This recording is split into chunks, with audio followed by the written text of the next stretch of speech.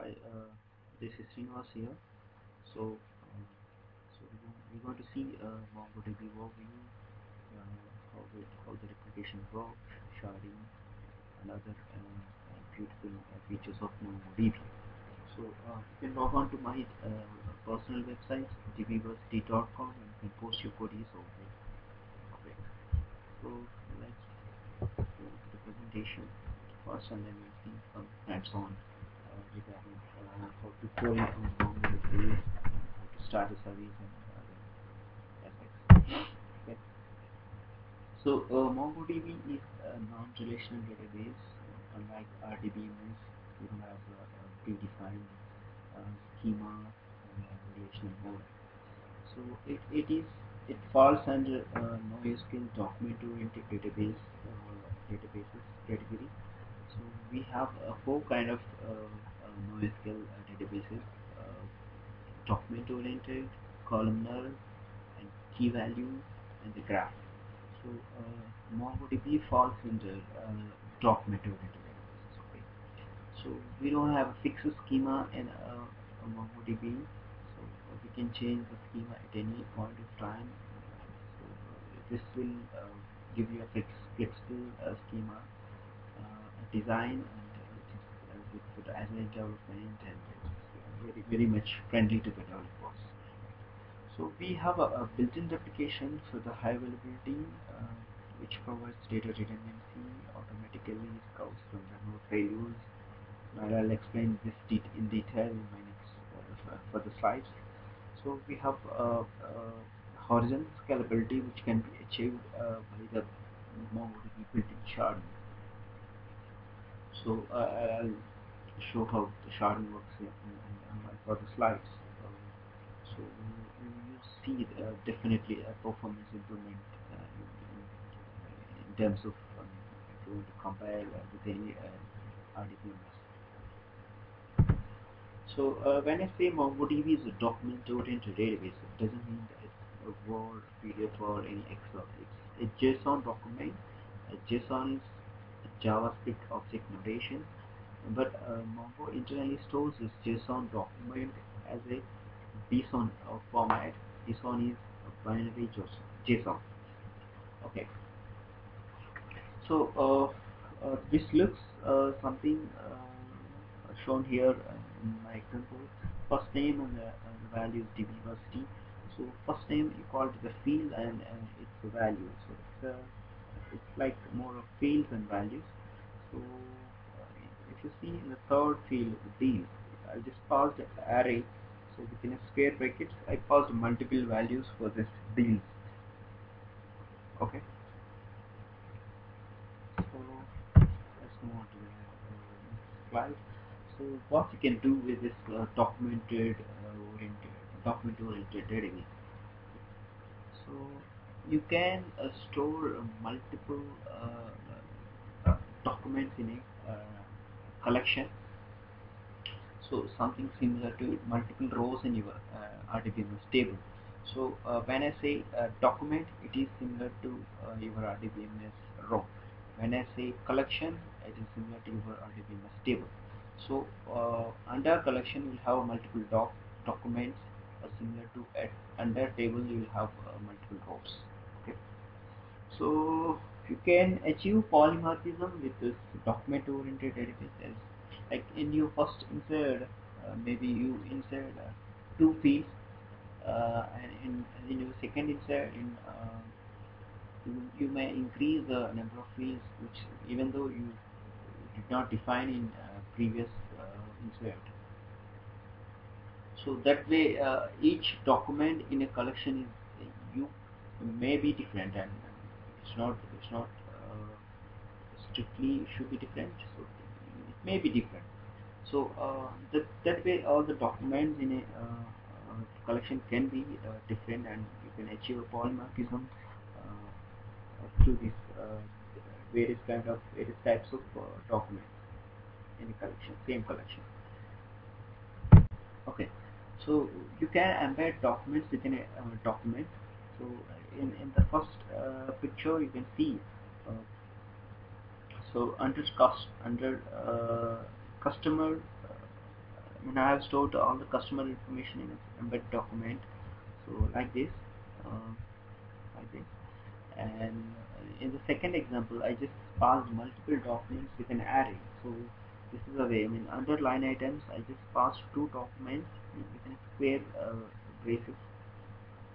So this way you can pass multiple documents within an array, or you can embed documents within a document. So the purpose of this embedding is you're just avoiding the joins in the traditional RDBMS. So I'll tell the benefit of doing this embedding and array, passing the values in array. So this source, you have imagine you have a 10 tables in RDBMS, and you have 10 rows in each table. So for each row in each row in a table, you'll have a one document. So imagine 10 tables, 10 rows. So you'll have a 10 documents in our MongoDB. So because you collect all the information of first rows and store in a document. So that you no need to join 10 tables for if you want to get all the information from the first row. So instead you just query on MongoDB's with underscore ID or some index columns. So you'll get all the 10 table record information. So what is the benefit of this just collating all the information in single embedding document? So the purpose is like, so if you want to query on multiple tables, it's internally do a multiple disk seeks, so which gives your query performance. So but whereas in MongoDB you're just going to query on a single disk location that requires only single disk seek, so obviously you see the better performance. So this is a comparison matrix for your RDBMS and MongoDB terminology. So database here and there, same the table, you call it as a collection in MongoDB, as I said. Row is the document, or it is internally a BSON document. The column, you call it as a field, index is index. Table joins, you don't have any table joins, but you have embedding the documents to avoid the joins. So primary key, here in MongoDB the primary key is underscore ID, which MongoDB populates the value automatically. So it's some object notation. So but if you want to change the underscore ID value, so you can still insert the value while inserting the data. So for group by kind of queries in your RDBMS, you have an application pipeline. I'll explain for the classes. Okay. So let's see the built-in replication and how it works. So replication in MongoDB is similar to master-slave replication in RDBMS or MySQL. So, but you have additionally automatic failover in MongoDB, as I mentioned in the beginning. Okay, you'll have a primary and multiple secondaries. You can have a single secondary as well. So whatever you insert in the primary, you will have a copy to the secondary, and that will then through the OPLOG. OPLOG is your binary log in RDBMS, wherein it records all the write operations and the copy will be carried forward to the secondary. So user can query on primary or secondary, but you can only write to the primary. So imagine the primary goes down. Any of the available secondaries can become a primary automatically. There's no manual intervention required. So this is how the replication in MongoDB is HA and failover. Okay. So we'll see two cases. If all the nodes are up and running, how the query works. So user can query in the primary and he'll get the output. He can also query on the secondary. So imagine user is querying on the primary, and while querying on the primary goes down. So as I mentioned, any of the available secondary can become a primary, and so the query result will be passed from there, and end user will never see any failure from his application. So that's the beauty of this application. So the primary, secondary, and secondary, you call it as a replica set. So the replica set is nothing but a primary and one or more than one secondary. Okay. So the key benefit of this replica set mechanism, you don't require any downtime for maintenance, upgrades, no failures, or data center outage. I'll tell that in for the slide.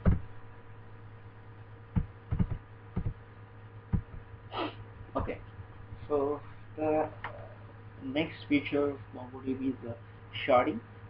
Sharding is nothing but your RDBMS partitioning. So, but wherein RDBMS partitioning is at table level and in a single server. So, whereas in MongoDB, so you actually shard the data in a multiple physical server. So that you call it as a shard. So each shard internally will have a replica set, that is primary, secondary. So within a shard you will have a high availability, and outside the shards, so across all the shards you will have the scalability. So actually you are actually splitting the data in multiple shards. Okay. So to explain this a little clear, imagine you have 100 records in your production, and 5 shards. So each shard will have 20 records, and again within a shard, so we'll have primary, secondary. So that 20 record will be replicated within the primary, secondary. So within a shard, if primary goes down, any of the secondary become a primary, and that's how the shard is very high available all the time. And so the data will be, since the data is spread across multiple shards, the query perform, you will see the better query performance, because you actually no need to query entire data, entire 100 records for any query. So imagine you have to query 25 id underscore id equal to 25. So it should go to the shard 2, because my shard 1 has 1 to 20 and 21 to 40 resides on a shard 2. So this query is directly go to the shard 2 instead of searching all the shards. Just directly go to the shard 2. So that's why this query is, the query performance is very faster when compared to any other DBMS architecture. So you can see here the query is in between ATF. Query will go to ATF. If it is in GTP, it goes to shard GTP. Likewise, this is the way it works. So as I said, if you have a 1 TB of data and you will have 4 shards, so each shard has 256 GB internally. That's how the sharding works, and it's more of size rather than the records. But just to get the understanding, I just mentioned the 100 records and 100 records. But internally it checks the size. So this is the way of representing. Imagine you have a 4 shard cluster initially, and we just started inserting data. So before it is auto balancing, maybe it inserted to any of the available shards. So once the chunk size is filled, chunk is 64 MB, and if that reaches, so that will be moved to the next shard, and it will be shared across. This is how sharding works. Okay, so it's like the key range shard. So 0 to 25 will represent first, 26 to 40 and shard 2, like that. Okay. So the querying, you can query from the Mongo S, as I mentioned here. So Mongo S is your query router. You can call it as a router, which will allow you to query on multiple shards. it's like if your query is in between, I mean, it has to query multiple shards, then the query will pass to the multiple shards, and the data will be aggregated and collated back to the MongoDB. So that takes care by the MongoDB. You no need to mention, you need to write any algorithm or special code for that. Okay, let's see the architecture and detail next slide. So this is a high-level architecture. You have shards. In this case, in this picture, you have two shards. Particularly as a replica set I mentioned, you have routers, two routers. You have two routes here. So the purpose of this three config servers is like the config server is which stores your metadata of your shard information, like as I mentioned, underscore ID 1 to 20 is on first shard, 21 to 40 in the second shard. This kind of meta information will be stored in a config server. So the router will contact the config server, and this and thus it directly goes to the respective shard instead of fetching all the shards. But usually this router will cache this config DB information within a MongoDB, because since the metadata is very minimal, I can say 1 TB of database will have hardly 2 GB of metadata. So this will be cached in a MongoDB router itself, so that it no need to contact every time for the query the config server.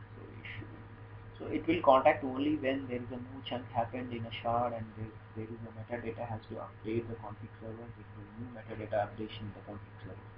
So then only it will contact the config server. So otherwise it's directly querying on the shard based on the cache memory. Okay. So this is a detailed overview of architecture. You have, if you talk from the bottom, application will talk to the driver. So Mongo supports a lot of various kind of drivers. So that will talk to you with router. Router is Mongo S service. So S stands for sharding, and this will contact MongoDB just in case of new chunk happened. So otherwise it will directly query the shard. Okay, so if you observe shard 1, you see primary, secondary, and on top of primary you see capital A. So that is nothing but your arbiter. So you have a restriction to buy a lot of servers. I don't want to keep 3 servers, but I want to keep only 2 servers. So in that case, so you can run a small service arbiter, so which will act as a node, but it won't store anything, it share nothing, lightweight application.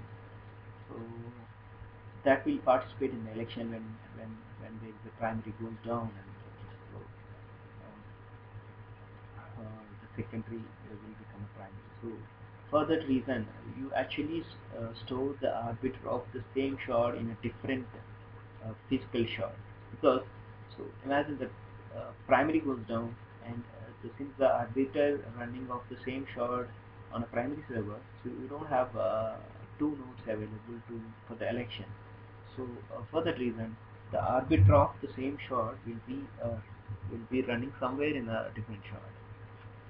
So that's clear. So why we require arbiter? From the MongoDB in perspective, they recommend a three node or an ideally odd number of nodes for any replica set. Because so if you have an odd number of nodes, imagine you have 4 nodes in a replica set and there's a network partition. So 2 nodes in one server, one side, and 2 nodes in the other network partition. So it will not get a primary election because of the majority is very less.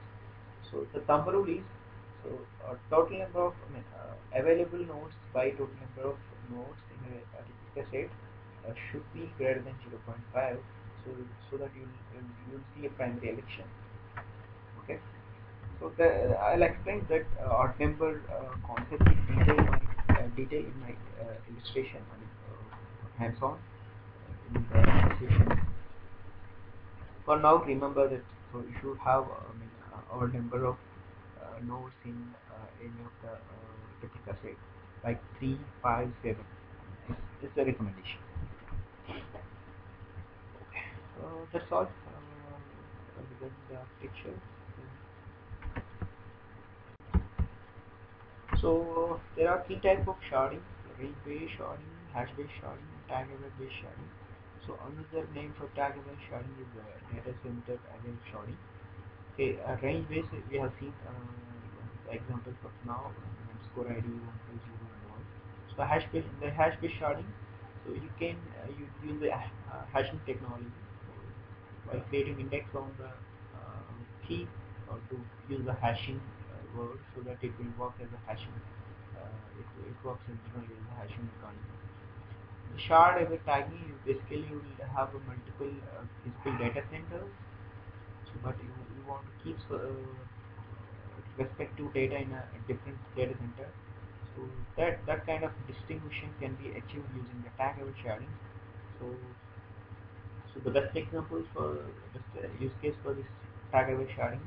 So imagine you have three different countries, and so the common data should be accessible to all the countries, but user information should not be disclosed to the other countries. So then in that case, you can actually use that user information with the tag-level sharding, so that the one country users can see their own user, but they cannot see the other countries' user information. This is the best example for tag-level sharding use case. So as I mentioned, for hash-based sharding, how to create index with the hash key. So third one is tag-level sharding. So here, if you observe, I'm just mentioning the shard name and the tag name in my first command. In the second command, I'm just creating the range. So if the users from zip code this to this, it should fall in NYC shard. It should fall on NYC. I mean shard 000. So you can mention, you can add a tag to the range so that those records will be inserted automatically to the respective shard. This is a beautiful feature you can see. So let's move on to the installation part and some basic queries.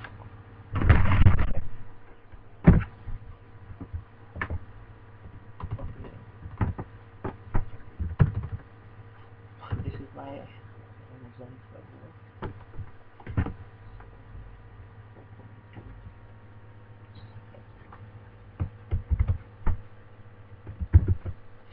So you can download MongoDB Linux compatible version 3.0.1 from the downloads .mongodb.org.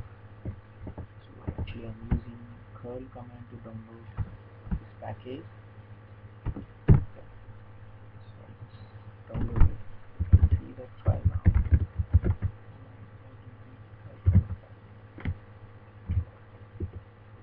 This is my file, tar file. So I can tar this using JRX here.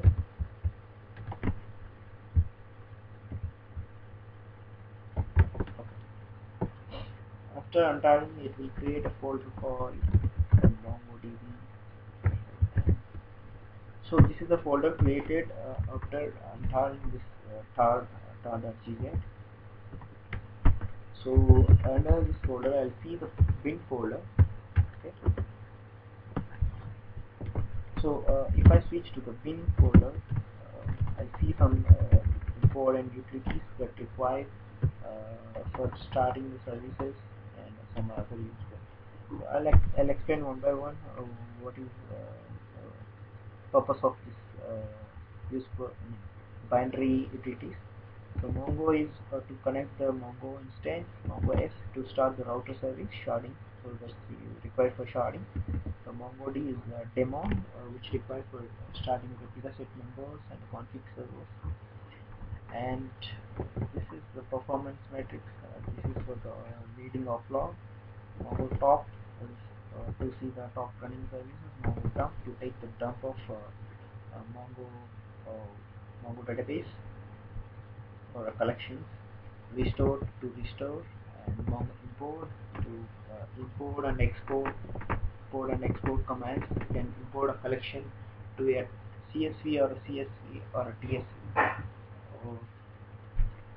So Mongo stats, then you can see the statistics of Mongo database and take a binary this on top. Okay. So before we starting the Mongo service, let's see if any tree already running services on this server. Let's stop tree service. Stop service.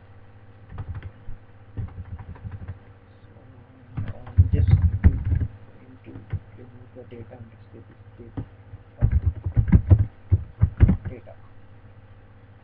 So I have some already started service, and this is a DB path. I'm just removing the data and this. So let me explain this command. Okay. So MongoD, as I said, to start a Mongo demo, this is a command. This is a utility you have to use. So DB path. So this is the database path that you have to use for to storing your database file, and using data/data as my DB path. And this is the log path where you want to keep all your MongoDB logging information. So this MongoDB log will be created automatically. So you make sure this path should be available. So the port to which port you should use to start this Mongo service. So by default, if you don't mention any port, Mongo uses 27017 as a default port. Okay, so the purpose of small files is like since this VM is very small VM, uh, if you don't mention small files, it's the pre-allocation of the database. It creates 1 GB, 2 GB files, 0 files, and to avoid that, if I use small files, hyphen small files, it creates MB files, and no journal. So if I use this no journal option, it will not create a journaling. Usually the journaling is required for it creates a detail logging, and which requires during your database crash. Okay, that's required for the production. So since we are doing a small sample setup, so I don't think it's required. So if you start this service, it starts in the background. You can check the service. So now you see the service. So to connect to this Mongo instance, as I mentioned, you have to use Mongo.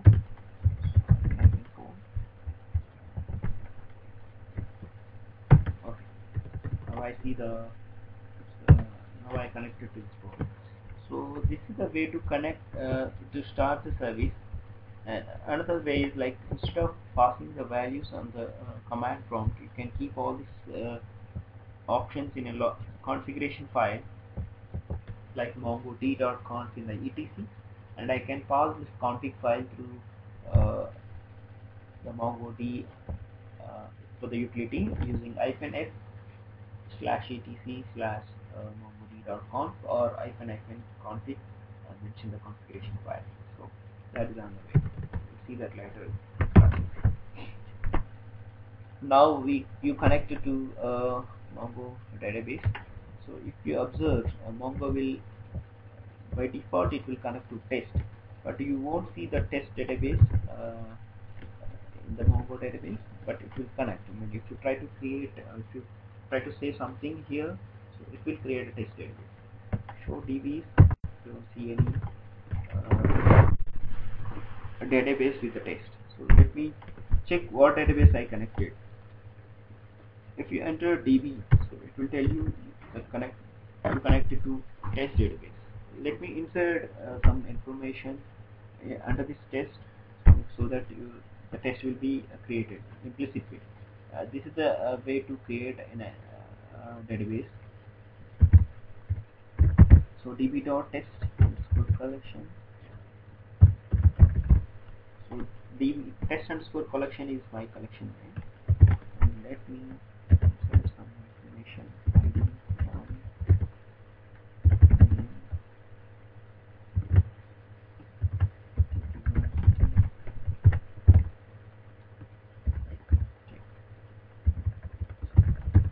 I'm just going to pass married here.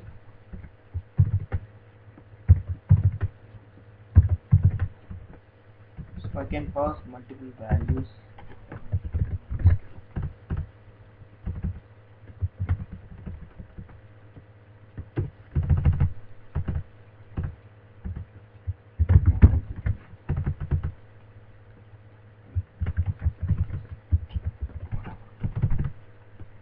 Okay, so let me insert this document to this collection. Okay, so let me query this collection now. So this is the way to query on the collection. So this query is equivalent to your select star from any table in RDB. Okay, I can see that. So now let me check whether the test DB is created or not. Show DB. Yes, the test DB is created. Now I want to check the collection with this test DB. So show collection is a command. So now you see the test underscore collection, and this system.index is the collection which stores all the index information. Okay. So let me query that. Find.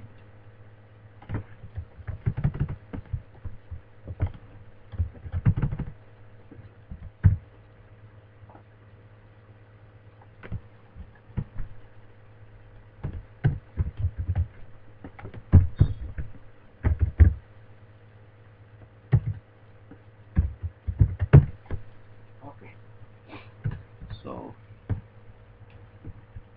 now if you observe, like here you have a name underscore ID. So this namespace, you have, this is ideally a test database and the test collection name. So this underscore ID is created by default. As I mentioned, this is the primary key. So if you observe here,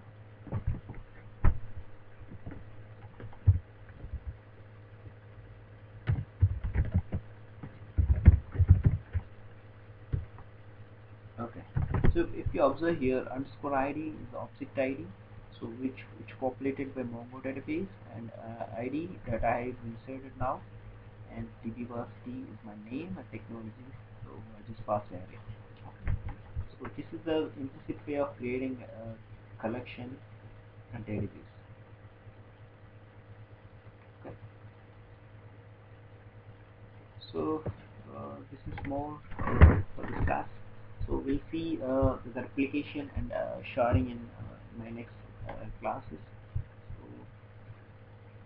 as I mentioned, you can log on to my website.